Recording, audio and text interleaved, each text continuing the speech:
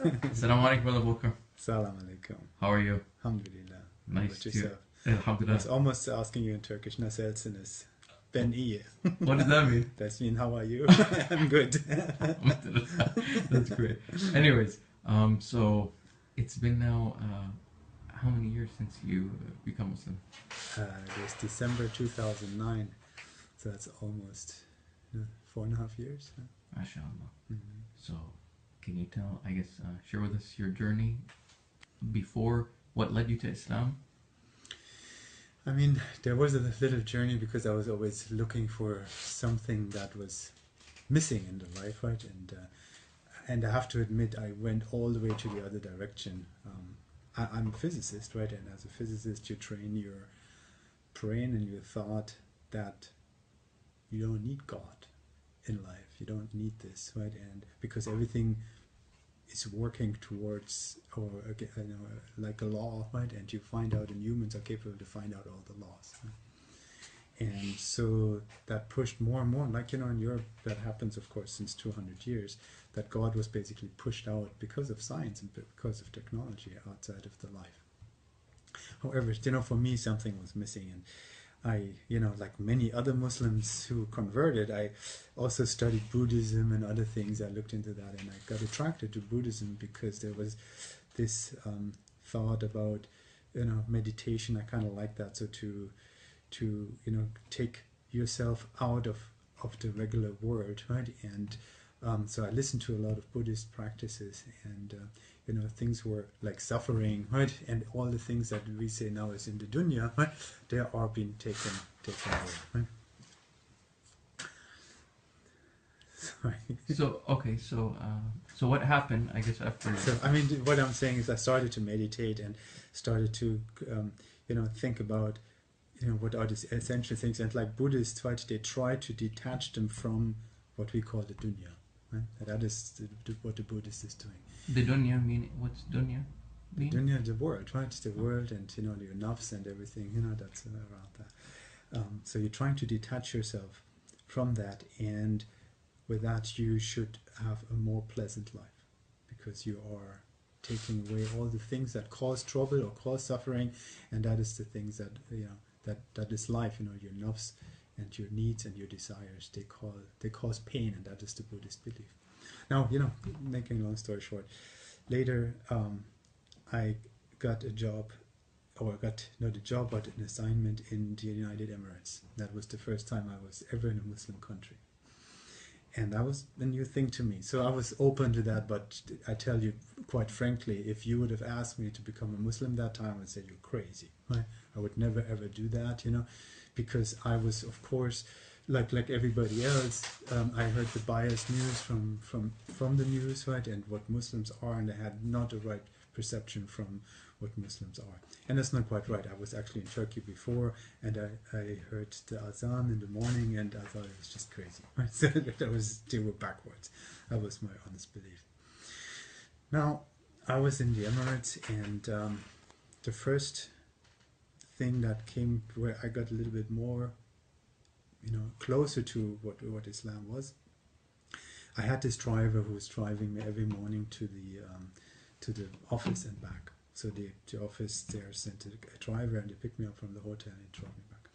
I was there for the first week, and I thought, since I'm in Abu Dhabi, right, I want to see Dubai and we'll see how that looks like. And I asked the guy if he would be free on the weekend and would drive me around in Dubai. So yes, he came, we drove around, and now he was Muslim, and he asked me if he could make some stops on the road. He said he had to do some prayers. I was not aware of that concept, when the prayers were and whatnot. I said, of course, you have to do what you have to do. So he kept driving me around, and he dropped me off back at the hotel, and then he said to me, after I paid him a little tip more than I should have, or I was supposed to, and he said, I pray for you. And the way he said that was not just I pray for you, and he said that was deep from his heart. That really touched me. So that was the first thing. And later on, I also met my wife that I have now, right, and she started to introduce me more. So the second incident is I was having a taxi driver. Another taxi driver drove me to the big mosque in Abu Dhabi, and he introduced me to wudu, how to make wudu and everything. And I went to the prayer. That was the first time in the big mosque in I think it was a Friday prayer. I can't even remember. It was the first because it was packed there, and we did the Friday prayer. I didn't know what I was just imitating pretty much. So that was the first steps towards Islam. And then the other thing I observed there, that was at 12 o'clock when the Adhan was praying, everybody would go to the mosque. And I like that concept a lot, because that was very close what I learned from the Buddhists. Right? They really practiced it. Everybody did. They dropped everything and went arm in arm together down the elevator into the mosque. I said, wow, look at that. Right? So that's amazing. Right? They really stop all the nonsense that you do in life. I mean, I shouldn't say nonsense, but all your busy work, and you go pray and distance yourself from the dunya. Right? Yeah. And then come back, and they come arm in arm, like friends.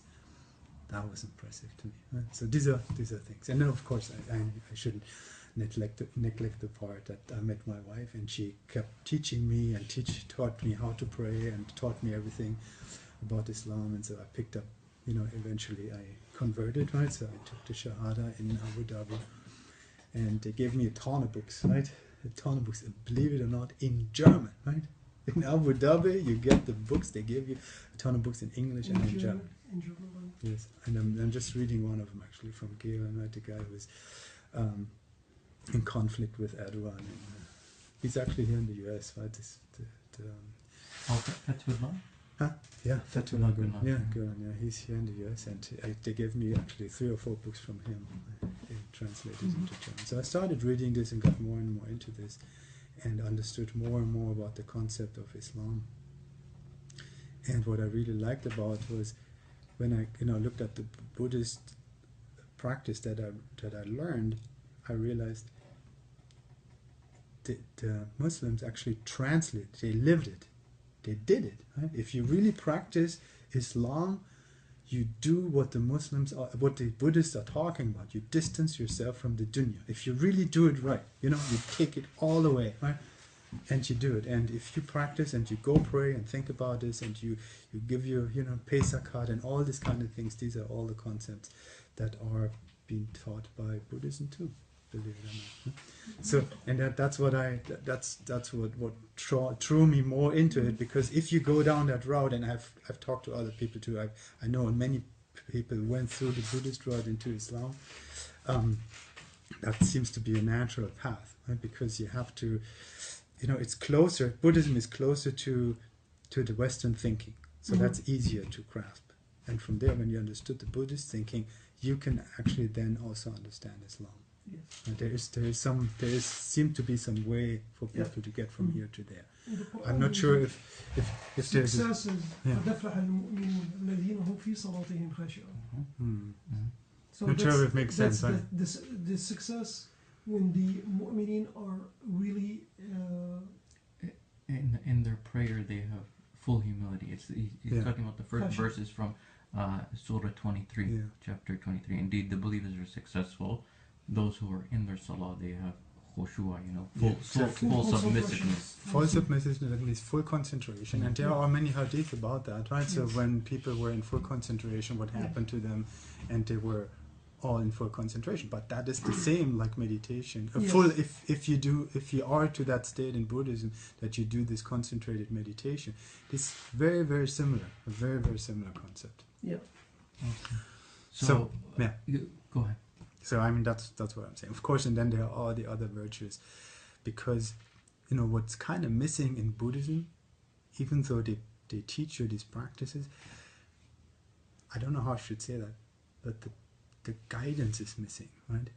Here you have one guidance, you have one destination, right? Yeah. That is Allah, right? So that gives you the meaning in life, and if you think, let me phrase it more profanely. If you think whatever you do it for Allah, then you do it. I'm looking for words now, right? Yeah. So when you look at Buddhism, you should do everything and take away your interests, right? Yeah. But here you have a little purpose in life. That you have a purpose in life. You are here for a reason, and whatever you do, you should do for Allah. Yes. Right? And take all your own interests and all your nafs away. I know that's hard, right? Who can really do that? But if you do it this way, then it gives you a certain, I'm looking for the right, happiness is not the right word. It gives you peace of mind, like peace of mind, because you feel like now you're doing the right thing. Sure, I mean that's the right thing to do. It's not, you're not doing it for yourself, you're doing it for a higher reason. Yeah. Whatever you do.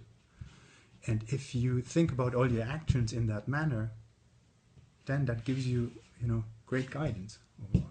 Right? And if you keep practicing this, right, then I mean that is where you can get better, right, overall. I mean, you can do that in Buddhism, but I don't think in Buddhism, I've never seen this, that you get this guidance. Yes, they talk about suffering and how to avoid suffering in life, but this guidance is missing. This part is, from my perspective, is missing.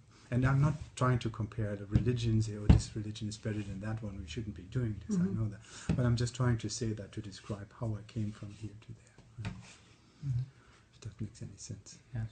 Well, Jazakallah khair, Brother Volker, and hopefully we will have a follow-up in part 2 in the future, inshallah. And thank you thus far with sharing your journey, and may Allah subhanahu wa ta'ala continue to make it easy for you and your family, and for everyone that's searching for the truth, inshallah.